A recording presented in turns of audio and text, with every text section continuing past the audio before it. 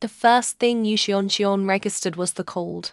It seeped through the thin fabric of her blouse, a stark contrast to the vertigo spinning in her head. Her vision swam into focus, revealing not her cramped apartment, but an impossibly vast office. Floor-to-ceiling windows framed a city glittering like a spilled jewelry box. The air hummed with a low, electric silence, smelling of expensive leather and something faintly masculine, like sandalwood. Panic, cold and sharp, was about to set in when her eyes landed on him. Slumped in a formidable leather throne of a chair was a man, his head tilted back, eyes closed in sleep. His features were carved with an artist's precision, a strong jaw, a straight nose, lips that seemed perpetually set in a line of disapproval. Even in slumber, a stray lock of inky black hair had fallen across his forehead, a single point of vulnerability in an otherwise intimidating facade. Drawn by an impulse she couldn't name, Xion tiptoed closer. Was this a dream? She reached out, her fingers trembling, just to see if he was real. The moment her skin brushed the sleeve of his tailored suit, his eyes snapped open. They were dark, bottomless pits of surprise and irritation. Before she could recall, a hand shot out, clamping around her wrist with bruising strength. He pulled her forward, off balance, until her other hand landed flat on his chest. His heart hammered against her palm, a frantic, powerful rhythm. "Woman," he rasped, his voice a low gravel that vibrated through her bones. "Your body is more honest than your tongue." Xion stared, utterly baffled. "Woman? Who talked like that?" It was a line ripped straight from one of the trashy romance novels she edited for a living. Her mind raced, trying to stitch together the logic of this bizarre reality. The cold glass of the window, the solid warmth of his body under her hand, the sharp sting of his grip, it all felt too real to be a dream. And his face, he was handsome, devastatingly so, but his words were pure cliché.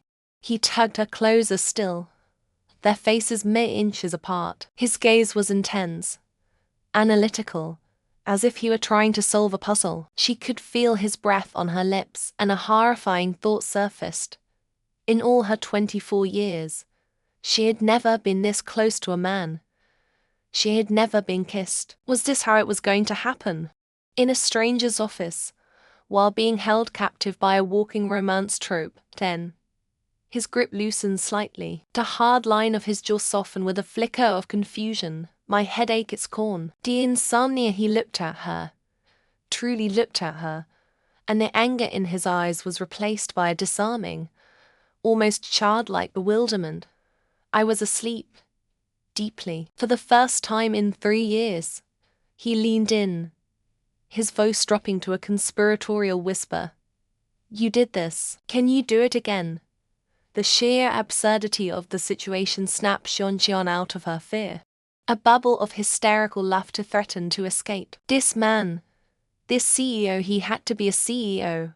Look at the office, thought she was some kind of human sleeping pill. Her writer's brain, trained to dissect plots and characters, took over. If this world operated on novel logic, she had to play by its rules. A playful smirk touched her lips. She leaned closer, her voice a breathy whisper mimicking the heroines in the stories she loathed. "The book I read says there's only one permanent cure for a man like you," she murmured, her gaze locked on his. "What is it?" he demanded, his focus absolute. "Love," she said, letting the word hang in the air between them. He stared at her, his expression unreadable. For a moment, she thought he might throw her out. Instead, a slow, dangerous smile spread across his lips. The hand on her wrist tightened once more. But this time it wasn't a threat. It was an anchor. His head lolled to the side. And just like that, his eyes fluttered shut. His breathing evened out, deep and peaceful. He had fallen asleep again, right there, holding her hand. Xion stood frozen, watching the CEO Li Yeju, a name that had inexplicably surfaced in her mind's sleep. The arrogant mask had vanished, leaving behind a man who looked burdened and utterly exhausted. An unexpected wave of fondness washed over her. It was ridiculous. It was insane, but her heart gave a pathetic little flutter. The next morning, she was summoned to a boardroom that was even more intimidating than the office. Lee Yeju stood by the window, a different man in the harsh light of day. He was crisp, commanding, and radiating an aura that made the other executives in the room shrink. He turned as she entered, his eyes pinning her in place. "You've successfully drawn my attention," he announced, the words echoing with the weight of a royal decree. Before she could process that, a man in a sharp suit stepped forward with a folder. "Miss Yu Xion," the lawyer began, "as per the last will and testament of your grandfather, you are the legal owner of 20% of the Lee Group's shares. Effective immediately," he gestured to a woman fuming in the corner. "This makes your stake significantly higher than Ms. and Rand's." Xian's jaw dropped. Grandfather, shares, this was escalating. The plot was thickening with the subtlety of a sledgehammer. She was being thrust into a pre-written corporate drama. A pawn in a game she didn't know the rules to. Why was this happening to her? Her world flickered. The sterile white of the boardroom dissolved into warm, ambient lighting. The power suit she was wearing morphed into a crisp, black uniform with a gold name tag pinned to the lapel. Yu Xian, lobby manager. The scent of leather was replaced by the faint aroma of lilac and lemon polish. A stern-faced woman with a tight bum was looking at her, clipboard in hand. "And that brings us to the most important task of the day," the woman said, a tone leaving no room for argument. "Mr. Liu Haoshan is hosting his annual private wine tasting in the presidential suite tonight. He is our most distinguished guest. He is notoriously grumpy. His standards are impossibly high, and he fires people for looking at him the wrong way. You, as the new manager, will be personally overseeing the service." A cold dread trickled down Xian's spine. The description sounded horribly familiar. "Mr. Liu Haoshan," the woman continued, oblivious to Xian's growing horror, "is the CEO of the Liu Corporation. He suffers from chronic insomnia and is said to have an almost cruel obsession with perfection." Xian closed her eyes, a wave of weary resignation washing over her. Of course, Liu Haoshan, Lee Yeju, it was him.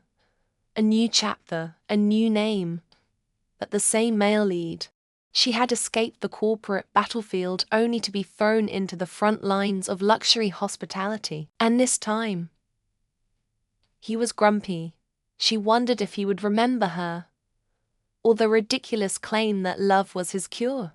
A shiver ran through her, not of fear, but of a grim, surreal certainty. The game was on, and whether she liked it or not, she was the main player. The ballroom glittered with the cold, impersonal brilliance of 1,000 crystals. Under the chandelier's gaze, Yu Xian felt less like a guest and more like a ghost, haunting the edges of a story she was forced to write. This iteration's male lead was Liu Haoshan, a magnate in the wine industry, and tonight was his grand wine tasting party. She, a junior event planner, had been tasked with ensuring its flawless execution, a detail that made the knot in her stomach tighten. She scanned the room, her eyes skipping over silk gowns and tailored suits until they landed on her target. Chu Xiaowei, the novel's original heroine, looking radiant and vulnerable in a white Chanel dress. Standing nearby was the designated rival, a pouting socialite named Lisa, clutching a glass of crimson Bordeaux like a weapon. Xian knew the script. In 3 minutes, Lisa would accidentally douse Xiaowei's dress, creating a scene of humiliation that would serve as the catalyst for Liu Haoshan's heroic intervention. Not on her watch. Xian snatched a tray of canapes from a passing waiter. With practiced ease, she navigated the crowd, her movements steady in controlled chaos. Just as Lisa made her move, Xian inserted herself into her path. "Smoked salmon blini," she offered with a bright, plastic smile. Lisa, Startled, jerked back. The wine sloshed but didn't spill. A minor plot point averted, but in this world, every action had a reaction. A low, magnetic voice cut through the ambient chatter behind her. "You're very efficient." Xion froze. She turned slowly to face Liu Haoshan. He was exactly as the system had rendered him. Sharp jaw, impossibly dark eyes that seemed to see more than they should, and a bespoke suit that probably cost more than her apartment. He was Long Qing, but he wasn't just another mask for the same soul. "Just doing my job, Mr. Liu," she said, her voice steadier than she felt. His gaze was unnervingly intense, a flicker of something she couldn't name recognition. Perhaps in the depths. "Have we met before? You seem familiar." The question hung in the air, a trap she had sidestepped a dozen times in a dozen different plotlines. Her heart hammered against her ribs. "Yes, we've met. I was the barista you fired, the secretary you tormented, the rival you crushed, and in another life, you were the editor who told me my story wasn't worth publishing." "I don't think so," she lied, forcing a polite, anti-smile. "I have one of those faces." He didn't look convinced, but the event's MC called him to the stage for the ceremonial toast. He gave her one last, lingering look before ascending the dais. Xion exhaled, her relief short-lived. He was holding the glass of vintage red she had personally overseen, the one from the vineyard whose soil contained a rare mineral he was violently, secretly allergic to. A detail the original script had conveniently omitted, a fatal flaw, her flaw. Liu Haoshan raised his glass to a night of good company and even better wine. "No." The word was a strangled whisper, lost in the applause. He took a sip. For a moment, nothing happened. Then, his confident smile faltered, his hand went to his throat, his knuckles white. The crystal glass slipped from his grasp, shattering on the stage. He gasped for air, his face turning a terrifying shade of pale blue before he collapsed in a heap of expensive tailoring. Panic erupted. Shouts and screams echoed off the high ceilings as staff scrambled and guests recalled in horror that Xion was already moving, pushing through the frozen crowd, her mind a whirlwind of guilt and terror. "I did this. I changed the plot. And now he's dying." She vaulted onto the stage, dropping to her knees beside him. His chest was still, no breath. Ignoring the gasps of the onlookers, she tilted his head back, pinched his nose, and sealed her mouth over his. The taste of oak and dark berries was a bitter reminder of her failure. She breathed into him, once, twice, a desperate prayer with every exhale. She pressed down on his chest, counting, the rhythm a frantic drumbeat against the silence of his stillness. "Come on, Long Qing. Don't you dare die on me. Not now." She lowered her mouth to his again, and this time, she felt a shudder beneath her hands. His eyes fluttered open, unfocused and clouded with confusion. They stared right into hers, inches away. His voice was a raw, hoarse whisper. How did you know?" The entire ballroom was silent, every eye fixed on them. Her mind raced, searching for a plausible explanation, a line that would fit this absurd drama. The truth was impossible. The lie had to be absolute. "Because I love you," she blurted out, the words tasting like ash. "I've been in love with you for years. I know everything about you." The declaration hung in the air, thick and unbelievable. Liu Haoshan's expression shifted from confusion to a cold, calculating curiosity. Nidix finally arrived, bustling him away to a private suite. But his eyes never left hers. An hour later, she was summoned. He was propped up in a lavish hotel bed, an oxygen tube clipped to his nose. But his gaze was as sharp as ever. "So, you love me," he began, his tone dripping with cynicism. "That's a bold claim. Miss Chen from finance claims to love me, too. She sends me flowers every Monday."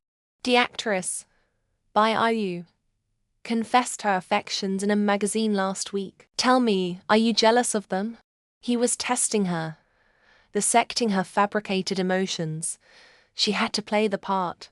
Their feelings are their own, she said, keeping her chin high. Mine are for me to worrying about. I only care that you're safe. A slow, dangerous smile spread across his lips. It didn't reach his eyes. An interesting answer. Your devotion is noted. He gestured around the opulent room. As it happens, I have a vacancy. My last housekeeper was fired for being incompetent. He paused, letting the implication sink in. You know everything about me, you say. Prove it. You're hired. You'll move in tonight. I want you where I can see you. Xion stood frozen, the command settling over her like a sentence. It was a punishment, a cage disguised as an opportunity. Once again, she was being forced into his orbit, her identity stripped away and replaced with a role secretary, rival, and now, housekeeper. She looked at this man, this vessel for Long Qing, and a wave of profound weariness washed over her. It was all so familiar. A past life she was condemned to relive. Each chapter beginning with his face and ending with her heart in pieces, waiting for the system to reboot and do it all over again. The 3 Michelin stars didn't just vanish. They were ripped from the sky by a man named Leng Tingen. This version of Long Qing was a world-renowned food critic, a demigod of gastronomy whose verdict could build or shatter empires. And he had chosen to shatter the Neverland Hotel. As the newly promoted lobby manager, the fallout was Yu Xianqian's to manage. She found him in the presidential suite, a space so sterile and vast it felt less like a room and more like a mausoleum for good taste. He stood by the floor-to-ceiling window, a silhouette of bespoke tailoring against the sprawling city. Mr. Leng, she began, her voice a model of professional calm she did not feel. I'm Yu Xianqian, the lobby manager. I was hoping you could provide some specific feedback regarding your decision. Our kitchen. He turned, and the breath caught in her throat. It was his face, the same sharp jawline, the same deep-set eyes that had, in other lives, looked at her with recognition, with affection, with burning intensity. Now, they were glaciers. I don't recall asking for a consultation, he said, his voice a low baritone that vibrated with dismissive authority. And I certainly don't recall you. A word struck her harder than a physical blow. But we've met several times. You were Long Qing, the CEO who fell for me. Long Wei, the artist who painted my soul. Don't you remember anything? Our valued guest. Leng Tingen offered a smile that didn't reach his eyes. It was a predator's baring of teeth. I have an excellent memory for faces. Miss you if we had met. I would remember. The unspoken addendum hung in the air. And you were not memorable. Her heart fractured. All those shared moments, the struggles, the breakthroughs, were they just glitches in the code? System bugs that had been patched with this new, cruel update. She was a ghost in her own story, haunting a man who couldn't see her. Defeated, she retreated to the gleaming chaos of the hotel kitchen. The air was thick with the scent of simmering stress. That's when she saw her. Bei Yunchu, the hotel's ambitious pastry chef, and the designated rival in this novel's arc, was adding the final touches to a delicate white chocolate swan dessert. It was a masterpiece of spun sugar and ethereal mousse. But as Bei Yunchu turned, Xion saw the small, unlabeled vial she palmed, the faint dusting of white powder she furtively mixed into the dessert's base. Ice flooded Xianqian's veins. It was happening. The pivotal bitter love plot point from the original story. Bei Yunchu would drug Leng Tingen. A misunderstanding would ensue, and he would be bound to the rival chef out of a misplaced sense of responsibility. She would be forced to watch another woman live out a twisted romance with the man she loved. Not this time. Before Bei Yunchu could leave the prep area, Xion moved. Chef Bei, I need you to check the inventory in the dry pantry. There's a discrepancy with the Valrhona chocolate shipment. Her voice was sharp, authoritative. Bei Yunchu's eyes narrowed. But the manager's command was not one she could easily refuse. She huffed and stalked toward the walk-in storeroom. The second she was inside, Xion slammed the heavy metal door shut and threw the bolt lock. The muffled shout of outrage was music to her ears. Grabbing the tray with the pristine, poisoned swan, she raced to the service elevator, her mind a frantic storm. She had to dispose of it, to break the plot. But the system had other plans. As she entered Langtingen's suite to clear his dinner service, the door clicked shut behind her with an electronic finality. A cold, mechanical chime echoed in her mind. Mission: prevent plot deviation. Objective: Langtingen must consume the drugged food. Failure to comply will result in severe penalty. The dessert tray in her hands felt like it weighed 1,000 pounds. Langtingen was already at his dining table, a half-empty plate of steak before him. He looked flushed, his tie loosened, his movements sluggish. He must have already consumed something else Bei Yunchu had prepared. The swan was just the final, potent dose. Don't eat it, she blurted out, stepping between him and the table where a room service attendant had just placed a second, identical dessert swan. Bei Yunchu had a backup plan. Of course she did. Langtingen looked up, his eyes hazy with a drug-induced fog. What are you doing in my room? The food is drugged, she said, her voice trembling. You can't eat it. We need to get the drug out of your system. Get up. We need to move. Do some push-ups. Drink water. Anything. He blinked, a flicker of confusion crossing his features before the plot's programming took over. He saw a meddling employee and a delicious dessert. I'm fine, he slurred, reaching for the plate. She lunged, trying to snatch it away. But he was deceptively strong. He pushed her aside, not with malice, but with the single-minded focus of a character following a script. His spoon broke the swan's delicate neck. He lifted a piece of the mousse to his lips. No, she screamed. He ate it. A klaxon of failure blared in her mind. Mission failed. Plot interference detected. Penalty protocol initiated. The drug hit him with full force. He swayed, his eyes rolling back for a second before they focused on her with an unnerving, artificial intensity. The system wasn't just punishing her. It was twisting the knife. He slid from his chair, landing on one knee before her with a clumsy thud. His movements were puppet-like, his expression a mask of manufactured adoration. From his pocket, he produced a velvet box that hadn't been there a moment ago. You Xion, he breathed, his voice thick and unnatural. I don't know why, but the moment I saw you, I knew. Marry me. Her blood ran cold. This wasn't love. It was a cage, a line of code. It was the ultimate betrayal, a forced commitment to a man who was a stranger in the body of the one she loved. The system's voice, devoid of all emotion, delivered the final sentence. Penalty: Yu Xion is condemned to permanently fulfill the role of Langtingen's devoted fiancé. You will always stay in the Neverland Hotel. The Neverland Hotel lobby hummed with the quiet efficiency of a well-oiled machine. For Yu Xion, the world was beginning to fray at the edges.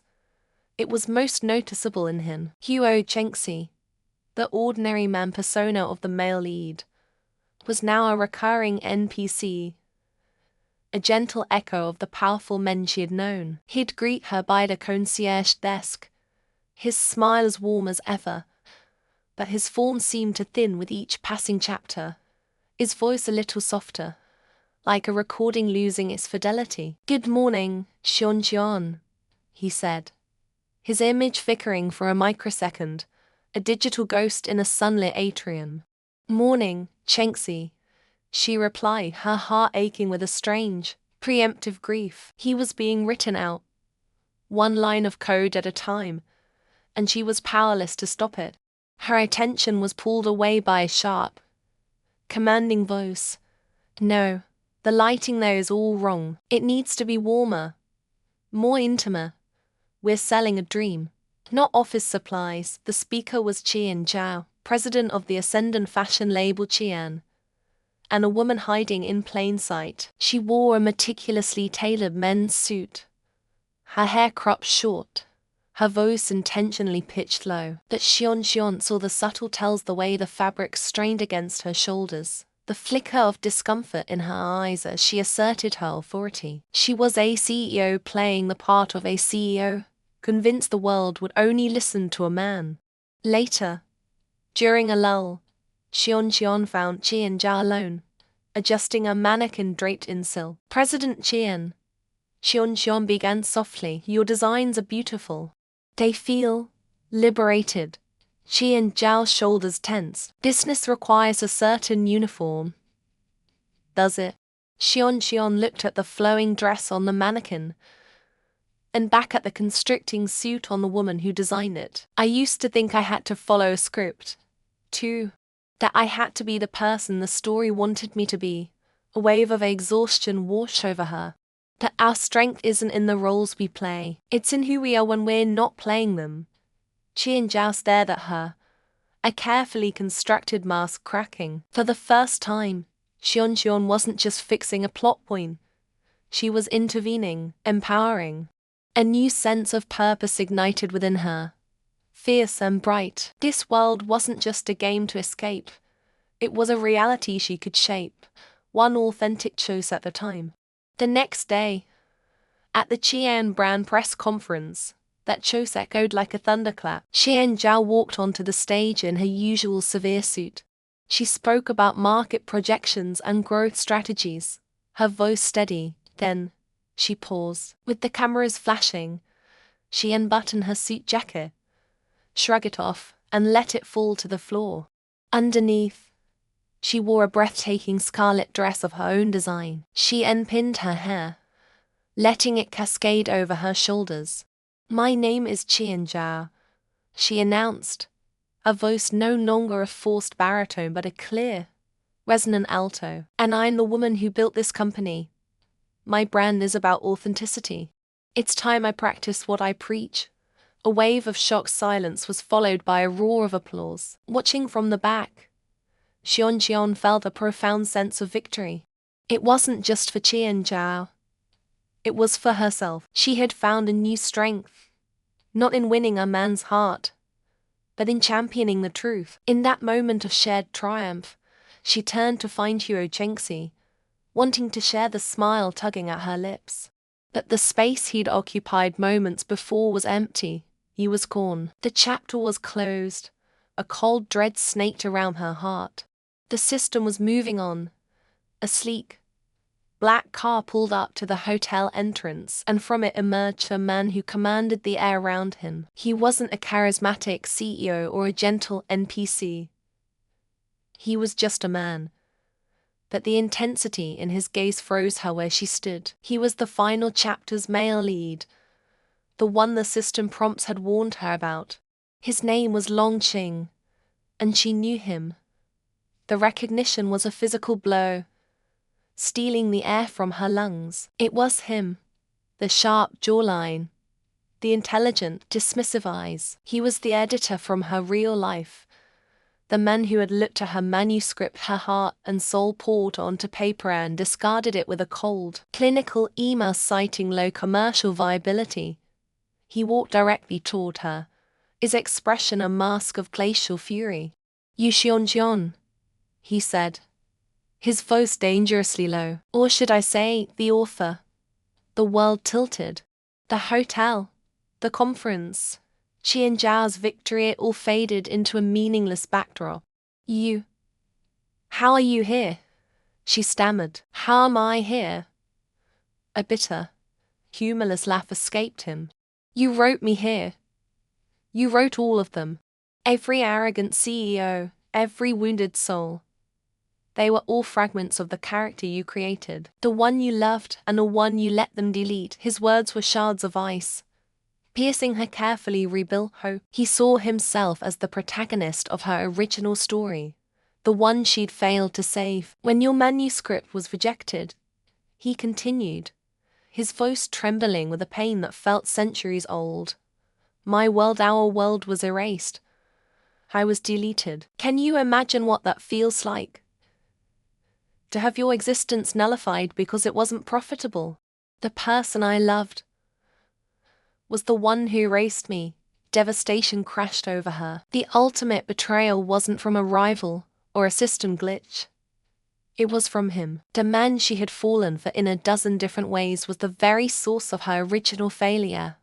Her entry into this cruel game. He was the editor who had killed her dream. And in his eyes, she was the writer who had killed his reality. Their love story was a paradox, built on a foundation of mutual, unwitting destruction. Before she could form a response, he turned away, his posture rigid. He strode to the center of the lobby, where journalists were still buzzing from Qian Zhao's reveal. He tapped a microphone, the feedback screeching through the stunned silence. A second announcement, Long Qing declared, his voice booming through the atrium. His cold eyes found Xion in the crowd, pinning her in place. To celebrate the upcoming merger between the Long Corporation and Su International, I am thrilled to announce my engagement to its CEO, Ms. Su Bailian. Su Bailian, her smug, perfect rival, materialized at his side, slipping her arm through his. She smiled, a victor's cruel, glittering smile aimed directly at Xion. It was a public execution. As if the blow wasn't absolute, the hotel manager approached Xion, his face a grim apology. Miss Yu, he said, avoiding her gaze, per direct orders from Mr. Long, your employment has been terminated, effective immediately. Please vacate the premises. Fired, stripped of her job, her home, her love. She was utterly alone, an anomaly in a world she no longer understood, abandoned by the man she loved and the system that had brought them together. The applause for Long Qing and his new fiancée was a deafening roar, drowning her in a sea of her own failure. The sterile, impersonal voice of the system echoed in Yu Xianxian's mind, a synthesized whisper in the quiet of her small apartment. It materialized a shimmering, gold-rimmed card before her, an object of immense power that pulsed with latent code. System notification. Final opportunity detected. Use the VIP character modification card on target Long Qing. Suggested modification. Set core emotional parameter to unconditional love for Yu Xian. Game victory will be immediate. You will return to your world as a winner. Xion stared at the card, its golden light reflecting in her weary eyes. A winner. It sounded so hollow. Winning meant reducing Long Qing to a program, a puppet whose strings she pulled to orchestrate her own escape. The man whose fleeting moments of genuine confusion and kindness she had come to cherish would be erased, replaced by a simple, unthinking line of code. All his pain, his struggles, his nascent free will, all for nothing. Her hand clenched into a fist at her side. No. The word was quiet but absolute.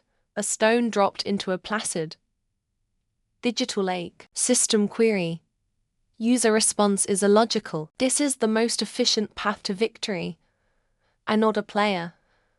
And he's not a prize, she declared, her voice gaining strength. Not for the system, but for herself. I am an editor. My job is to help a story find its best self, not to force it into a cage. I won't do it. I won't manipulate him into loving me. His choices have to be his own. Even if he chooses to marry Su Bailian, a thought was a sharp pang in her chest. But it was a clean pain, an honest one. She reached out, not to accept the card, but to command it.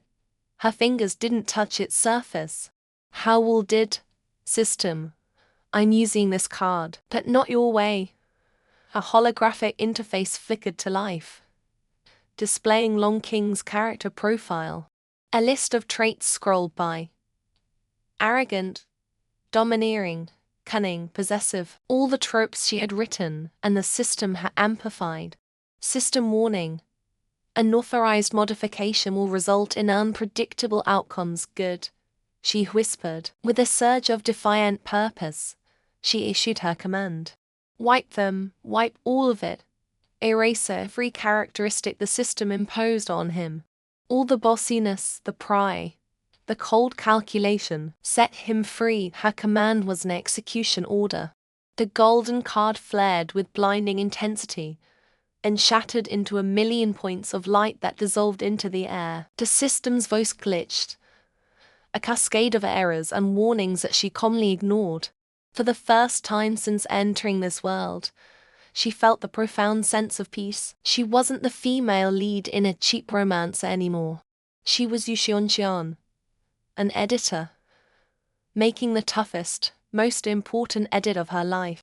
Her phone buzzed, pulling her from her thoughts. It was a message from Qian Zhao, the sharp-witted fashion editor who had offered her a lifeline, an offer for a lowly assistant position.